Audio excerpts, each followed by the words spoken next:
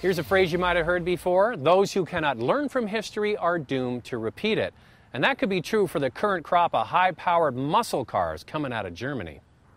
This is the Mercedes-Benz C63 AMG, which is code for goes like stink and uses a lot of gas. You see, we've seen this movie before. Back in the late 60s and early 70s, the big three from Detroit were battling head-to-head to come up with the most powerful car, the muscle car era. Then the energy crisis hit in the early 70s. Muscle cars disappeared and we didn't see them for decades.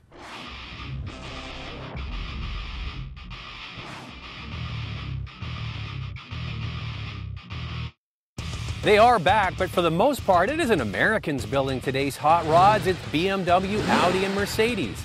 The C-Class is the second smallest Mercedes on the road in North America, but it has an amazing 451 horsepower from a huge V8 engine. You see, those muscle cars from the 60s, they were great in a straight line, but today's super fast sedans, they have the luxury to coddle the occupants, plus they have the handling that would put a 70s supercar to shame.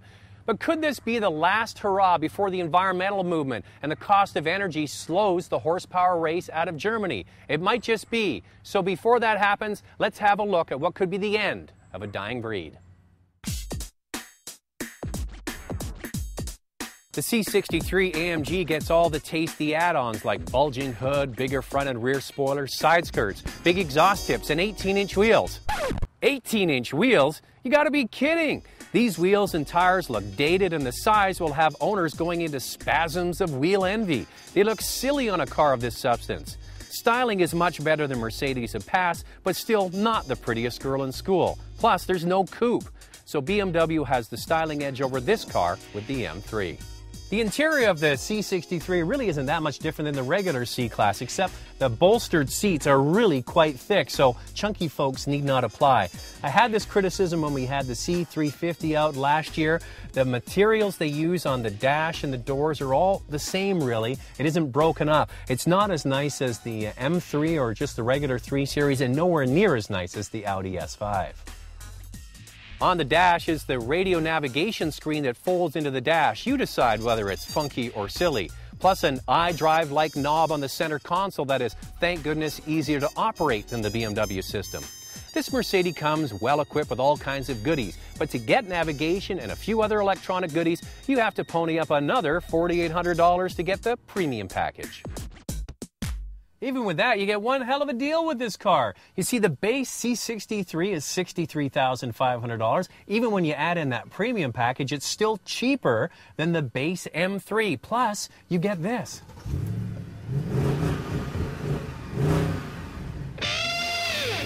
.451 horsepower and 443 pound-feet of torque. And that sound. The M3 has 37 less horsepower and a lot less torque, almost 150 pound-feet less. And that, my friends, is what the average driver feels from stoplight to stoplight. So for straight stump-pulling power, this C63 is the bargain of the bunch. And I can guarantee you that the majority of high-powered German car owners just drive them on the street. They don't take them to the track. So this C63 has a good balance. First of all, there's no manual transmission. It's a slick 7-speed automatic transmission that does a good job of putting the power down. There's a sport mode that's very intuitive and always has the car in the medium rev range. There's also a full manual mode with paddle shifters, but it isn't the new double clutch variety found in the M3.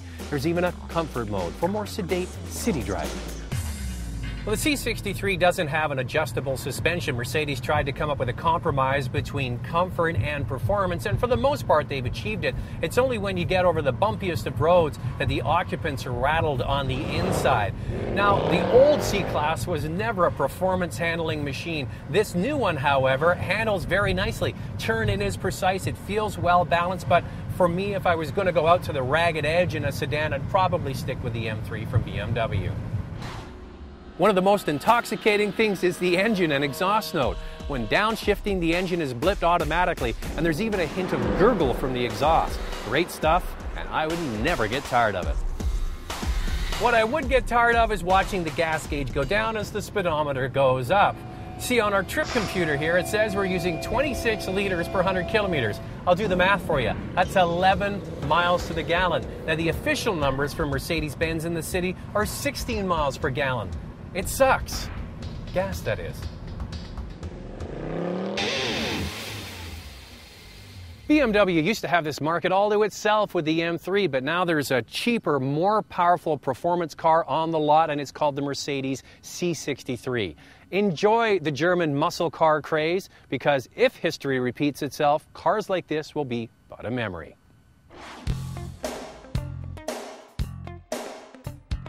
To purchase this car, new or used, go to driving.ca.